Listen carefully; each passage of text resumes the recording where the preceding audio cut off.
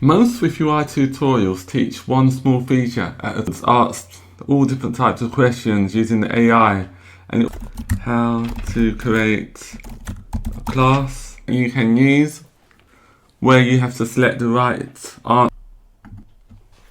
So instead of stitching together, before we start building, I've added a free complete SwiftUI project.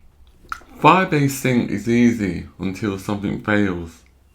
In this video, we'll create a clean Firestore sync summary model so your SwiftUI app can track, upload, download, retries, failures and conflicts after a Firestore sync.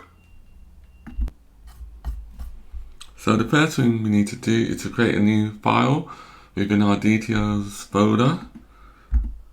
We name the file Firestore sync summary.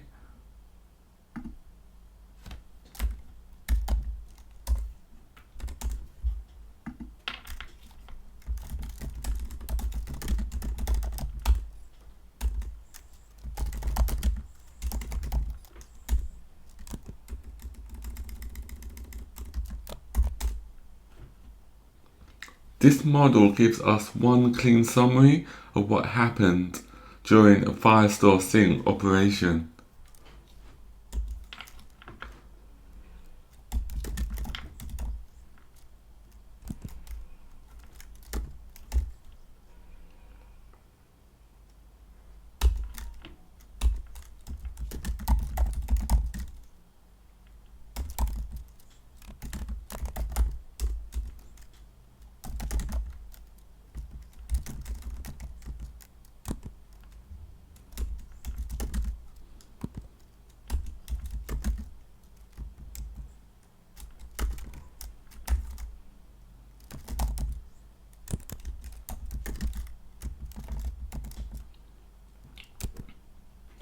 These counts let the UI report the sync result clearly without needing to understand the sync logic itself.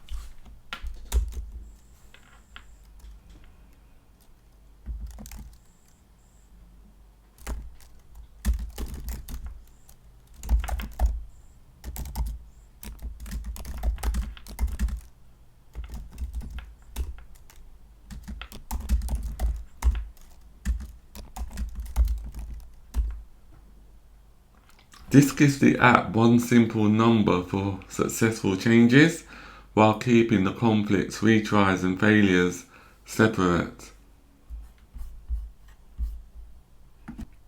The next file we need to create is our Firebase sync error, which is an enum. We create this within the enum folder.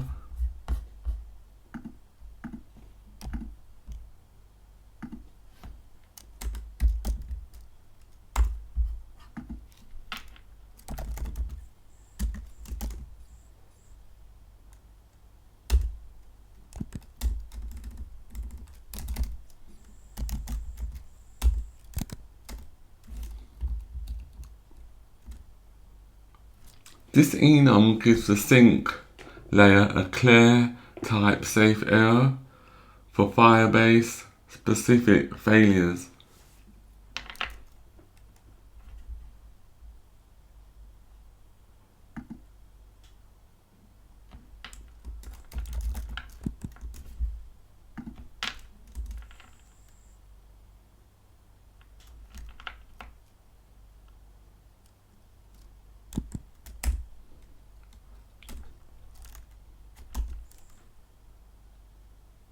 We stop syncing early if there is no authenticated user.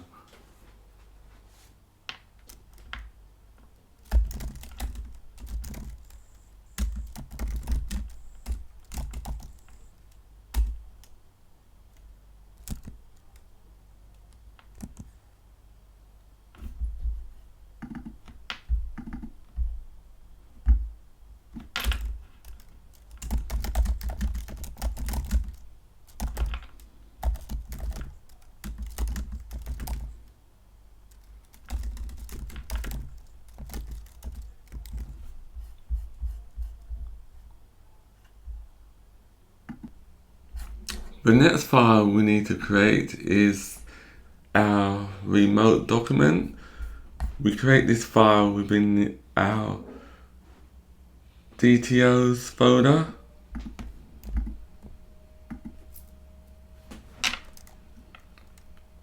Call it remote document.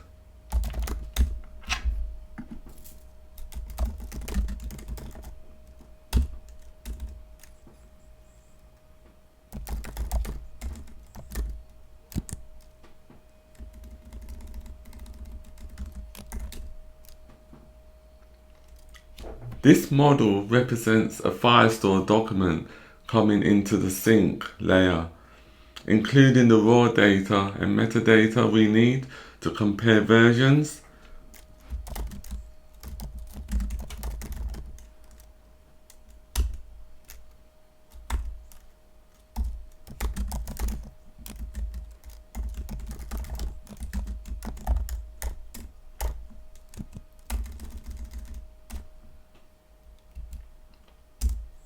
I am keeping the data flexible here so the same sync pipeline can work with different document types.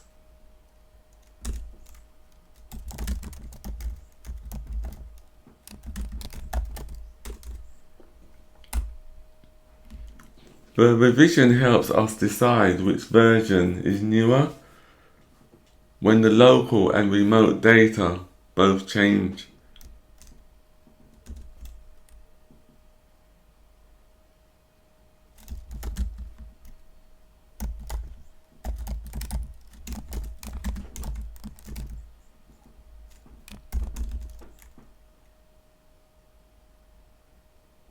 IsDeleted supports soft deletes, which is important when deletion needs to be synced across multiple devices.